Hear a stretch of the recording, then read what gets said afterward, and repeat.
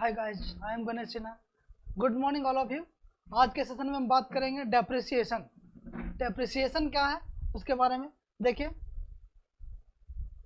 Index में क्या है depreciation, meaning, features of depreciation, causes, need for depreciation, factors influencing depreciation, factors influencing depreciation, method of charging depreciation, recording of depreciation, change of method, provision and reserve. ये सारे items के बारे में आज बात करेंगे। तो देखिए, सबसे पहले स्टार्ट करते हैं डेप्रिसिएशन के बारे में। Meaning of depreciation. इससे पहले यदि आप चैनल में नए हो तो सब्सक्राइब कर लें।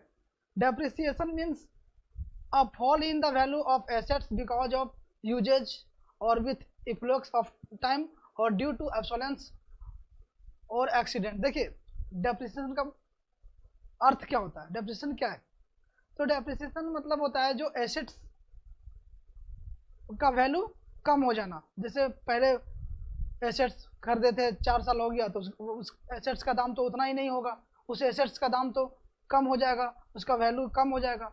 तो इसका मतलब होता है जो एसेट्स का वैल्यू कम हो गया उसे डेप्रिसिएशन कहते हैं। देखिए, ये कैसे होता है? यूजेज पे, मतलब कि उसे ज़्यादा यूज किए तो डेप्रिसिएशन हो गया। विथ एफ्लक्स और टाइम और जैसे कि टाइम से वजह से कि ज़्यादा दिन तक आप यूज किए उस एसेट्स को तो उसके वजह से डेप्रिसिएट हो गया। ड्यू टू ऑब्सोलेंस और एक्सीडेंट। ऑब्सोलेंस मतलब देखिए, ये एक ऐसा होता है जैसे कि पहले एक नोकिया का फ़ोन था, छोटा वाला बटन वाला फ़ोन, और आप देखिए फ़ोन आ गया, स्मार्टफोन आ गया जिसमें टच स्क्रीन रहता है, इसको बोलते हैं 4G 5G, अब धीरे धीरे आ गया है।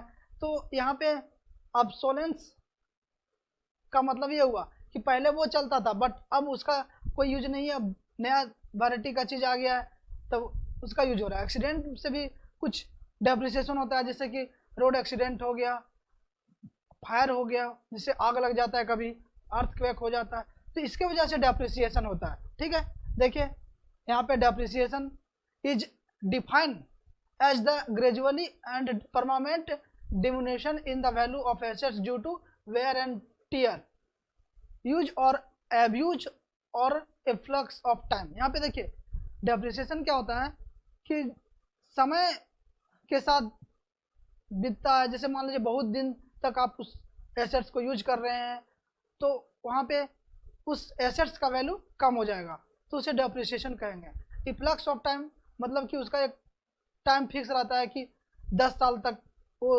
मशीनरी चलेगा, 10 साल के बाद उसका वैल्यू नहीं रहे, तो इस कंडीशन में क्या हो जाता है कि एसेट्स डेप्रिसिएट कर जाता है। वियर एंड टीयर मतलब क्या होता है कि कुछ ऐसा भी होता है जैसे देखिए टूट फूट जाता है। यहाँ पे देखिए कार एक नया है, पिक्चर में दिखा रहा है, अब वो कार बहुत दिन यूज होते होते देखिए यहाँ पे टूट फूट गया, जो कि इस तरह का हो गया, तो इसका वैल्यू पहले की तरह तो अब नहीं होगा, है ना। पहले कितना अच्छा नया कार था, अब क्या हो गया, ये कार पूरा पुराना हो गया, इसको कोई नहीं लेगा। तो इस तरह का क्या हुआ, ये समय के साथ साथ धीरे धीरे घिसावट आया इसमें से और इसका वैल्यू अब पूरा खत्म हो गया, नील हो गया। तो इस तरह से डेप्रिसिएट करता है। नेक्स्ट है amortisation, decrease in value of intangible assets like patents, copyrights, trademark etcetera. देखिए यहाँ पे क्या होता है, जैसे डेप्रिसिएशन अभी हम पढ़े, डेप्रिसिएशन क्या होता है तो वो एसेट्स पे लगता है। जैसे प्लांट है, मशीनरी है, कोई भी एसेट्स है, बाइक है, गाड़ी है, कार है, तो उस पर डेप्रिसिएशन होता है। और एमोर्टाइजेशन मतलब क्या होता है, ये कोई कॉपीराइट है, पेटेंट्स है, ट्रेडमार्क है, इस पे एमोर्टाइजेशन होता है। मतलब दोनों का मीनिंग सेम है। इस डेप्रिसिएशन मतलब भी होता है कि इसका वैल्यू कम हो जाना, और एमोर्टाइजेशन मतलब भी होता है इसका वैल्यू कम हो जाना।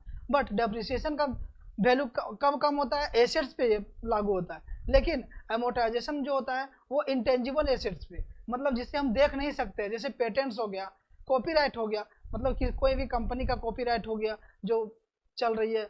अब देखिए ट्रेडमार्क देखते हैं, जैसे कि सरसों का तेल लेते हैं, उसमें देखिएगा वहाँ पे एक टीना वाला में लिखा रहता है एक मार्का, तो वो क्या हुआ, इसका ट्रेडमार्क है। तो उसका ट्रेडमार्क में यदि कमी हो जाता है, मतलब यदि देखता है कि नहीं वो फर्जरी, मतलब कि मिलावट ज़्यादा है, तो देखता है ये ट्रेडमार्क वाला नहीं लेना क्योंकि उसमें ज़्यादा मिलावट रहता है, तो उसके वजह से अमोर्टाइजेशन हो जाता है, क्योंकि उसमें कमी आ जाता है, ज़्यादा पहले ज़्यादा सेलिंग होता था, अब सेलिंग नहीं हो पा रहा है, क्योंकि ये पता चल गया कि ये डुप्लीकेट सामान को बेच रहा है।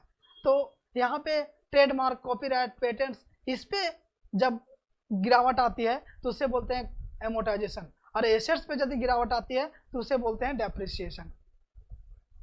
ओके, नेक्स्ट है डेप्रिसिएशन।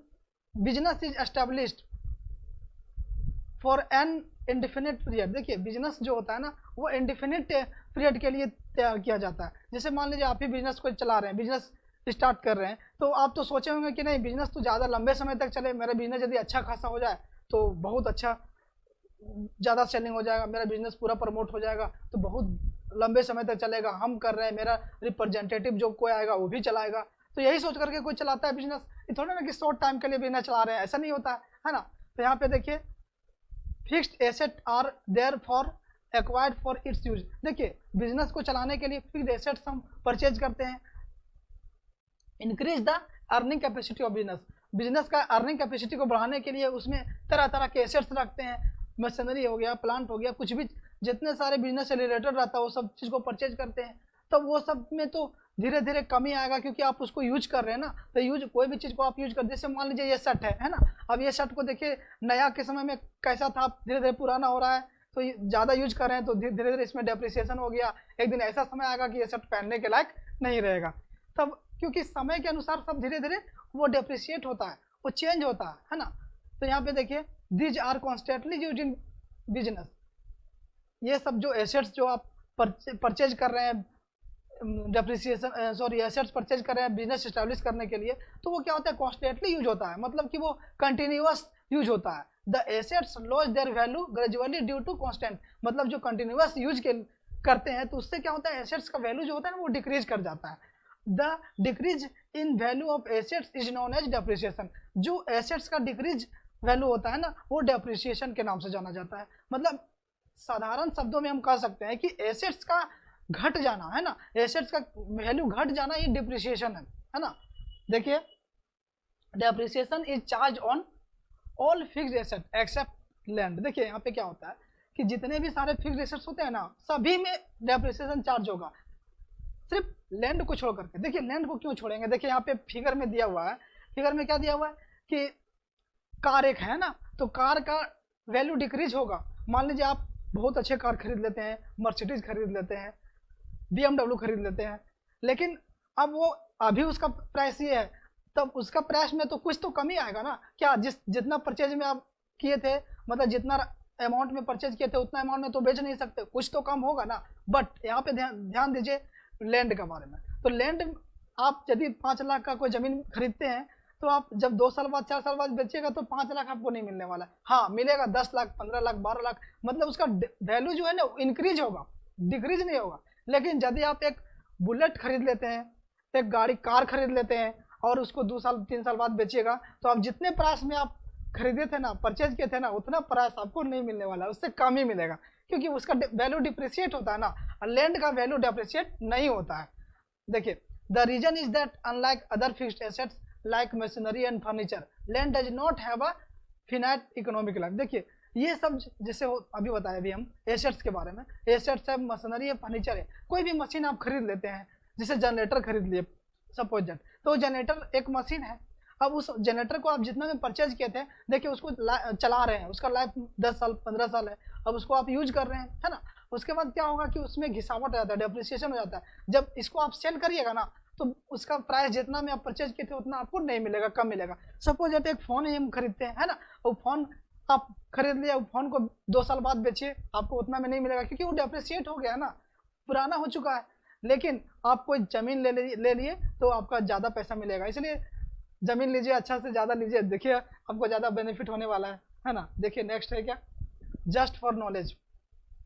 देखिए ये क्या होता है, accounting standard 6 depreciation accounting issued by ICAI deals with accounting for depreciation. देखिए ICAI क्या होता है भाई, ICAI मतलब क्या होता है, institute of chartered accountant of India. देखिए यहाँ पे क्या होता है, अकाउंटिंग स्टैंडर्ड 6 अकाउंटिंग का लॉ होता है, उसमें ये डेप्रिसिएशन के बारे में मेंशन किया गया है ना, कि डेप्रिसिएशन कैसे लेंगे, कितना लेंगे, वो सारा चीज़ के बारे में रूल और गाइडलाइंस को प्रोवाइड करता है ICAI। देखिए एज पर एस, AS मतलब होता है क्या, अकाउंटिंग स्टैंडर्ड 6, अब इसे इंडियाज AS भी कहते हैं, है ना। पहले क्या था, AS मतलब अकाउंटिंग स्टैंडर्ड, अब है इंडिया AS, इंडियाज मतलब India accounting standard 16। Depreciation is not applicable on following items. देखिए कुछ ऐसे आइटम हैं जिस पे डेप्रिसिएशन नहीं लागू किया जाएगा, ठीक है। कौन कौन से आइटम है, देखिए फॉरेस्ट, जंगल है, देखिए जंगल पे डेप्रिसिएशन नहीं लागू होगा क्योंकि जंगल धीरे धीरे बढ़ते जाएगा ना, और जनरली ये क्या है, नेचुरल रिसोर्सेज है, तो नेचुरल रिसोर्सेज पे नहीं डेप्रिसिएशन लागू होता है। यहाँ पे देखिए प्लांटेशन जो प्लांट आप लगाते हैं, सिमिलर रीजनरेटिव नेचुरल रिसोर्सेज, ये क्या होता है, ये नेचुरल रिसोर्सेज है, तो यहाँ पे डेप्रिसिएशन नहीं लागू किया जाएगा। देखिए नेक्स्ट है wasting assets including expenditure on the exploration for an extract. देखिए यहाँ भी कुछ ऐसे आइटम है जिसपे डेप्रिसिएशन नहीं लागू होगा, जैसे माइनरल हो गया। देखिए माइनरल जहाँ से खनिज निकलता है उसका डेप्रिसिएशन नहीं होता, उसका वैल्यू बढ़ता है। ऑयल हो गया, अब ऑयल का वैल्यू बढ़ेगा। पेट्रोल एग्जांपल के तौर पर लीजिए, देखिए पेट्रोल पहले कितना था, अब कितना हो गया, मतलब धीरे धीरे इंक्रीज हो रहा है, इसका डिक्रीज, इसका वैल्यू डिक्रीज नहीं होता, इसलिए इसका डेप्रिसिएशन नहीं लागू होगा। फिर देखिए गैस है, natural gas and similar non regenerative resources, जैसे कि गैस, ये सब का तो वैल्यू घट नहीं रहा है, धीरे धीरे बढ़ ही रहा है, क्योंकि अब पॉपुलेशन बढ़ गया, इसका डिमांड ज़्यादा है और वो रिसोर्सेज कम हो रहा है, जिसके वजह से इसका वैल्यू घटेगा नहीं, इसका वैल्यू बढ़ेगा। लेकिन अब देखिए, अब बोलिएगा कि मोटर कार लिए तो यहाँ पर भी तो पॉपुलेशन ज़्यादा है, लेकिन पॉपुलेशन ज़्यादा तो उसका मैन्युफैक्चर भी तो ज़्यादा हो रहा है और उसका एक लाइफ निश्चित किया गया है कि इतने पीरियड तक वो चलेगा। उसके बाद क्या होगा, नया नया आइटम्स निकलता है तो पुराना यूज नहीं करता। जैसे हमें भी बताया कि नोकिया फ़ोन, छोटा फ़ोन पहले चलता था, अब देखिए 1200 मॉडल जाता था जो कि सिर्फ बात करने के लिए काम आता था, लेकिन अभी देख रहे हैं ना, सभी के पास एक एक एंड्रॉयड फ़ोन रहता है जो कि उसमें सारा चीज़ व्हाट्सअप, फेसबुक, इंस्टाग्राम सब यूज करता है। पहले ये सब कोई किसी को पता भी नहीं था कि व्हाट्सअप क्या होता है, फेसबुक क्या होता है, इंस्टाग्राम क्या होता है। छोटा फ़ोन में सिर्फ फेसबुक देता था, अब देखिए अब बड़ा फ़ोन में सब कुछ रहता है, वीडियो कॉलिंग भी हो जाता है। तो ये सब फीचर्स मिलता है, जिसकी वजह से सब ये नया चीज़ पे ध्यान देने लगा, तो पुराना चीज़ अपने आप अब्सोल्यूट हो गया, मतलब अपने आप बंद हो गया। देखिए expenditures on research and development, देखिए यहाँ पे रिसर्च एंड डेवलपमेंट पे जो एक्सपेंडिचर होता है ना, यहाँ पे वो सारे चीज़ पर डेप्रिसिएशन नहीं लगेगा। देखिए गुडविल हो गया, गुडविल पर भी डेप्रिसिएशन नहीं लगता है। लाइव स्टॉक, देखिए लाइव स्टॉक मतलब क्या होता है, जैसे जीवित कोई भी, जैसे देखिए भेड़ हो गया, बकरी हो गया, गाय हो गया, ये सब पर डेप्रिसिएशन नहीं होता है। देखिए धीरे धीरे आप मान लीजिए कोई गाय ही लिए, अब उसका ज़्यादा दूध करने लगा तो उसको बेचिएगा तो जितना में परचेज किए थे उससे तो ज़्यादा मिलेगा। अब मान लीजिए बकरा हो गया, उसको खरीदे थे, उसको फिर 2 साल बाद बेचिएगा तो उसका तो वैल्यू ज़्यादा ही होगा। तो ये सब चीज़ में क्या होता है कि डेप्रिसिएशन नहीं लगता है, ठीक है। तो इसलिए लाइव स्टॉक ये सारे आइटम्स को कहेंगे।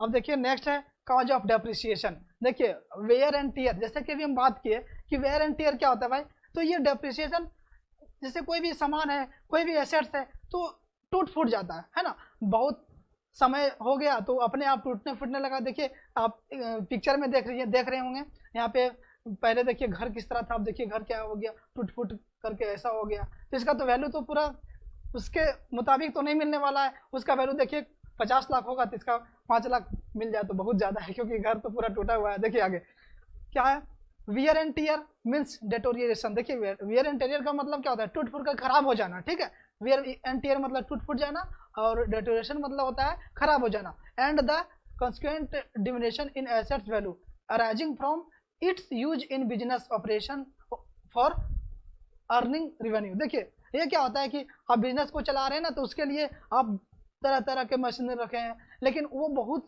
समय पास होने के बाद क्या हुआ कि उसका वैल्यू कम हो गया, उसमें कुछ घिसावट आ गया, कुछ उसमें अपने टूट फूट गया, तो उसकी वजह से क्या होता है कि डेप्रिसिएशन हो जाता है, उसका वैल्यू कम हो जाता है। देखिए वेयर एंड टियर का देखिए नेक्स्ट पॉइंट है, it reduce the assets technical capacity to serve the purpose for which it has been mean. Another aspects of wear and tear is the typical deterioration. देखिए कुछ ऐसा होता है कि technical capacity भी होता है, जैसे कि मान लीजिए कोई अब मोबाइल ही है, तो देखिए मोबाइल आप परचेज किए थे, अब 2-3 साल हो गया, ज़्यादा हैंग करने लगा, तो ये टेक्निकल इशू है ना, अब हैंग करने लगा तो उसके वजह से आप मोबाइल को नहीं चलाने लायक नहीं रहा, क्योंकि कुछ भी अब जब मान लीजिए व्हाट्सअप ऑन किए तो मोबाइल हैंग करने लगा, यूट्यूब चला रहे हैं मोबाइल हैंग करने लगा, तो ये टेक्निकल कैपेसिटी में आएगा कि इसका टेक्निकल इशू है, ये मोबाइल अब काम नहीं करने लगा, इसमें डेप्रिसिएशन हो गया, ये मोबाइल का वैल्यू अब उतना नहीं रहेगा। इससे बढ़िया क्या होगा कि आप इस मोबाइल को कुछ में बेच दीजिए, जो कुछ मिल जाए उसके बाद नया मोबाइल खरीद लीजिए। तो ये होता है फिजिकल डेटोरिएशन, मतलब कि उस फिजिकल से खराब हो गया है ना। देखिए नेक्स्ट है क्या, an asset deteriorate simply with the passage of time. कुछ एसेट्स ऐसे होते हैं कि टाइम पास होने के कारण अपने आप उसमें घिसावट आ जाता है, अपने आप उस एसेट्स का वैल्यू कम हो जाता है। तो नेक्स्ट है this happens specially when the assets are exposed to the reserve nature like weather and winds rains. देखिए कुछ ऐसा होता है जो कि वेदर और वाइंड्स और रेंस के वजह से, जैसे कि मौसम के वजह से कुछ ऐसे एसेट्स खराब हो जाते हैं। जैसे मशीन मान लीजिए रखा हुआ है कहीं समुद्री इलाका की बात करते हैं, तो वहाँ पे देखिए वहाँ का बिल्डिंग हो गया, वाइंड्स और वेदर के वजह से पुराना हो जाता है, जल्दी पुराना हो जाता है। वहाँ पे मशीन भी रख दिए हैं तो जंग लग जाएगा ज़्यादा, क्योंकि समुद्री इलाका में ज़्यादा खारा पानी होता है ना, तो उसके वजह से वो वहाँ पे ज़्यादा एसेट्स ज़्यादा मतलब सुरक्षित नहीं रहता है। एग्जाम्पल में ऐसे भी लीजिए, तो आप यदि वर्षा में रख दिए अपना कोई मशीन को, पानी में यदि सड़ रहा है, भींग रहा है, तो वो तो धीरे धीरे सड़ ही जाएगा, फिर वो पूरा बेकार हो जाएगा, है ना। नेक्स्ट देखिए क्या, एक्सप्रेशन ऑफ लीगल राइट। देखिए कुछ ऐसे होते हैं ना, जैसे हम बताए कोई भी मतलब दुनिया में कोई भी चीज़ बनता है, जो भी एसेट्स बनता है उसका एक लाइफ होता है ना, कि इतना दिन तक वो चलेगा, उतना दिन के बाद वो खुद एक्सपायर हो जाएगा। बिना एक्सपायरेशन का तो कोई एसेट्स नहीं बना है। जितने भी एसेट्स बने सभी में तो लाइफ है, कि वो लाइफ जितना पीरियड तक उसमें दिया हुआ है उतना दिन के बाद अपने खत्म हो जाएगा। यहाँ देखिए certain categories of assets loss their value after the agreement governing their use in business comes to an end after the expiry of predetermined period. अभी जैसे बताया कोई पीरियड के लिए उस एसेट्स का मैन्युफैक्चर होता है कि उस एसेट्स इतना दिन तक चलेगा, उसके बाद क्या होता है वो अपने आप खत्म हो जाता है। देखिए यहाँ पे आपका पिक्चर में दिखाया हुआ है, एग्जांपल में दिया हुआ जैसे दवाई है, तो दवाई क्या होता है मेडिसिन की एक टाइम के लिए, जैसे 2 साल तक उसका टाइम है, तो 2 साल के बाद वो एक्सपायर हो जाएगा। जब वो एक्सपायर हो जाएगा तो आप इसे यूज नहीं कर सकते हैं, क्योंकि आपके हेल्थ के लिए नुकसान करेगा, है ना। तो इसी तरह एसेट्स में भी होता है कुछ, कि उतना दिन के बाद वो अपने आप धीरे धीरे खराब होते जाएगा, वो यूज के लायक नहीं रहेगा। देखिए example of such assets are patents, copyrights, lease. देखिए कुछ ऐसे होते हैं जैसे पेटेंट्स हो गया, कॉपीराइट हो गया, लीज। अब मान लीजिए 5 साल के लिए आप लीज पर कोई जमीन लेते हैं, उस पर अपना बिजनेस चला रहे हैं, लेकिन उस लीज में आपका लिखा हुआ है कि 5 साल ही आप यूज कर सकते हैं। तो 5 साल के बाद क्या आपका वो नहीं रहेगा, क्योंकि उसका लाइफ 5 साल ही था। 5 साल के बाद आप वहां से निकल लें, अच्छा रहेगा। देखिए क्योंकि आपका वहां पे लिखा हुआ था ना कि 5 साल के लिए हम लीज पे लिए हैं, तो अब आपका उस पर अधिकार नहीं रहा। देखिए whose utility to business is extinguished immediately upon the removal of legal backing to them. देखिए जैसे भी हम बताए कि उतना पीरियड के लिए आपका एग्रीमेंट किया गया था कि 5 साल आप इसको यूज कर सकते हैं, लीज में जो लिए थे। उसके बाद 5 साल के बाद आपका अधिकार नहीं रहा, आप उसे वापस कर दें। देखिए नेक्स्ट क्या है, ऑब्सोलेसेंस। देखिए ऑब्सोलेसेंस मतलब अभी हम बताए पहले क्या था, एक नोकिया का फोन छोटा सा रहता था ना, अभी हम जैसे फोन बताए बड़ा बड़ा फोन अभी चल रहा है, ये ऑब्सोलेसेंस होता है। देखिए obsolescence is another factor leading to depreciation of fixed assets. इस ordinary language obsolescence means the fact of being out of date. जैसे कि आउट ऑफ डेट, उसका अब समय ही नहीं रहा, है ना। पहले वो चलता था, लेकिन अब नया चीज आ जाने के कारण क्या हुआ कि उसका बाजार में कोई वैल्यू ही नहीं है, उसका बाजार में कोई डिमांड ही नहीं रहा। अब नया नया प्रोडक्शन हो रहा है। जैसे फोन के बारे में भी बात किए, पहले फोन छोटा छोटा फोन रहता था, सिर्फ फोन से मतलब रहता था, बस कॉल आया कॉल गया, है ना। अब देखिए उसमें क्या होता है कि तरह तरह के फोन जो आ गए आपके सामने, वीडियो कॉल भी होता है, व्हाट्सअप, फेसबुक, मैसेंजर सब चलता है, इंस्टाग्राम भी चलता है। तो अब इसका बाजार में डिमांड हो गया, अब पहले उसका डिमांड था, अब समय के साथ साथ दूसरा जो नया आइटम चल रहा है, इसको बोलेंगे ऑब्सोलेसेंस, है ना। नेक्स्ट है obsolescence implies to an existing assets becoming out of date and account of availability of better type of assets। जिससे बताएं कि उससे बेटर टाइप ऑफ एसेट्स, मतलब वही चीज पहले था एक फोन, लेकिन अब फोन जो आ गया है एंड्रॉइड, तो उससे तो बेटर है ना, इसमें सारा चीज यूज होता है इसमें, तो इसलिए अब इसका चल रहा है, तो उसके वजह से वो फोन का डिमांड नहीं है। देखिए एग्जाम्पल में अभी बता रहे हैं, यहाँ पे देखिए एक घड़ी है ना।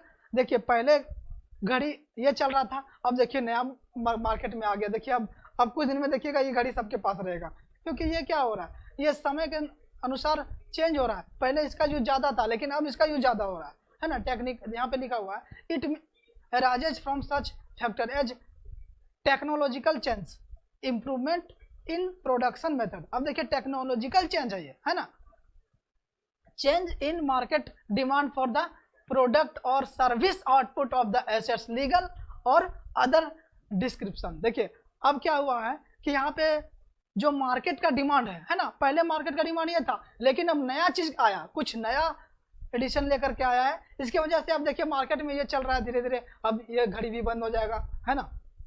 इसके पहले जानते हैं एक घड़ी रहता था छोटा वाला, जो पहले वो बहुत चलता था, लेकिन अब देखिए वो भी बंद हो गया, वो आता ही नहीं। अब देखिए फिलहाल में ये घड़ी चल रहा है, इसके बाद देखिए यहाँ पे न्यू एडिशन का एक घड़ी आया है। देखिए यहाँ पे क्या है, कॉज ऑफ डेप्रिसिएशन क्या होता है, अब normal factors, decline in the usefulness of assets में B caused by abnormal factors such as accident due to fire, earthquake, floods।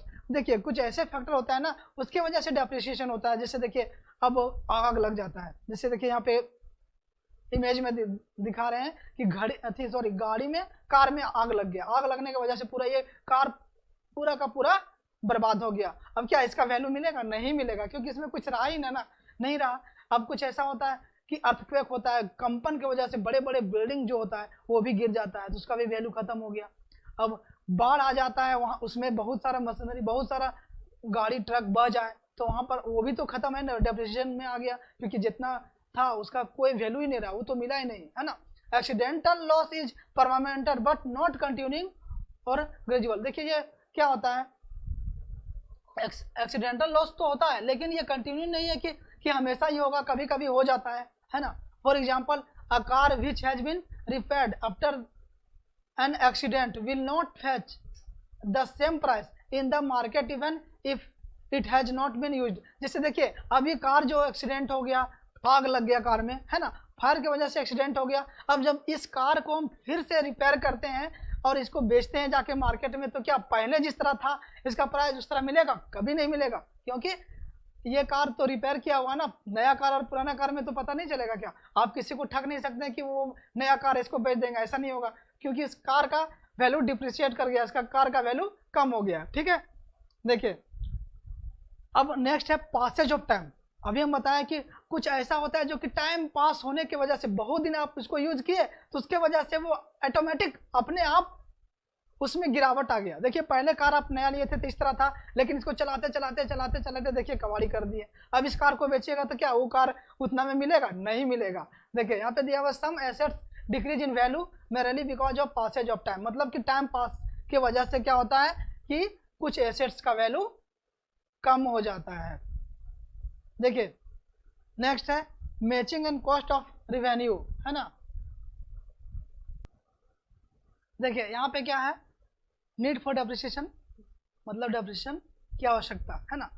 देखिए the rational of the acquisition of fixed assets in business operations is that these are used in the earning of revenue. Every assets is bound to undergo some wears and tears and hence loss value once it is put to use in business। देखिए कुछ ऐसे होते हैं जैसे कि मान लीजिए revenue के लिए कुछ ऐसे एसेट्स जो हम लोग परचेज करते हैं रिवेन्यू के लिए, मतलब उससे पैसा कमाने के लिए। जैसे एग्जांपल में लीजिए ये जेरोक्स मशीन, है ना। जेरोक्स मशीन से क्या करते हैं कि जेरोक्स करके उससे पैसा कमाना है, लेकिन उसमें क्या होगा कि उसमें भी तो समय पास होने के चलते क्या होगा कि वो डेप्रिशिएट कर गया, उसका वैल्यू धीरे धीरे कम हो गया।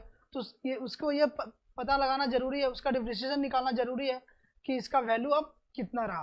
देखिए नेक्स्ट है therefore depreciation is much as cost of any other expenses include the normal cost of business like salary, carriage, postage और स्टेशनरी। देखिए यहाँ पे क्या होता है कि कुछ ऐसे खर्चे होते हैं जैसे कि कैरेज हो गया, सैलरी हो गया, तो ये सब क्या नॉर्मल कॉस्टेज से, मतलब ये आएगा रेवेन्यू में, कैपिटल रिवेन्यू होता है रिवेन्यू एक्सपेंडिचर में, मतलब ये छोटे मोटे जो खर्च हैं तो उसको भी लेस किया जाएगा। नेक्स्ट देखिए कंसिडरेशन ऑफ टैक्स। देखिए कंसिडरेशन ऑफ टैक्स मतलब क्या होता है, यहाँ पे डेप्रिसिएशन, जब एसेट्स का वैल्यू अब जितना था उसमें यदि डेप्रिसिएशन लेस नहीं करेंगे तो एक्चुअल प्रॉफिट नहीं निकलेगा। उससे क्या होगा, बिना डेप्रिसिएशन डिडक्ट किए आप प्रॉफिट निकालिएगा तो क्या होगा कि टैक्स भी आपको ज़्यादा देना होगा, जो कि आपके लिए नुकसान होगा और बिजनेस में नुकसान का सामना करना पड़ेगा। इसलिए क्या होता है कि एसेट्स का डेप्रिसिएशन वैल्यू डिडक्ट करके ही उस एसेट्स का वैल्यू वहाँ पे लिखिए। तो क्योंकि टैक्स का भी कुछ रूल होता है ना, वो रूल के अनुसार आपका प्रॉफिट का टैक्स लेगा वो, है ना। नेक्स्ट देखिए क्या होगा, true and fair financial position. देखिए ये क्या होता है, if depreciation on assets is not provided for, then the assets will be overvalued and other balance sheet will not depict the correct financial position of the business. Also, this is not permitted either by established accounting practice or by specific provision of law. देखिए इससे क्या होता है कि depreciation यदि आप assets पे नहीं लगाएंगे, है ना, तो उस एसेट्स का वैल्यू क्या था पहले, अभी कितना हो गया, ये कैसे पता चलेगा। इसको ये पता लगाना है कि एसेट्स का वैल्यू पहले, क्योंकि आप एसेट्स जितना में परचेज किए थे उतना में तो आपका सेल नहीं होने वाला है ना। इसके वजह से क्या होगा कि आप एसेट्स का वैल्यू, सही वैल्यू आप नहीं निकाल पाएंगे कि उसका कितना रहा। इसलिए क्या होता है कि प्रत्येक साल डेप्रिसिएशन कैलकुलेशन करते हैं, वो डेप्रिसिएशन कैलकुलेशन करने के बाद जो वैल्यू बचता है उस एसेट्स का, उतना उसका रियलाइज वैल्यू करते हैं और वो उसे प्रॉफिट एंड लॉस में दिखाते हैं, उसके बाद बैलेंस शीट में शो करते हैं, है ना। नेक्स्ट देखिए कंप्लायंस विथ लॉ। अब देखिए इसका भी कुछ लॉ होता है, जैसे इनकम टैक्स का और ये कंपनी लॉ का, कि कितना डेप्रिसिएशन चार्ज दिया जाएगा। तो उसका जितना डेप्रिसिएशन चार्ज दिया जाएगा उसका रूल और गाइडलाइंस जो होगा उसी के आधार पर इस डेप्रिसिएशन का चार्ज काटा जाएगा। ठीक है, नेक्स्ट देखिए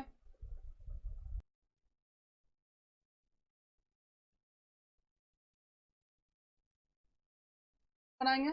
अब पार्ट 2 देखिए, है ना।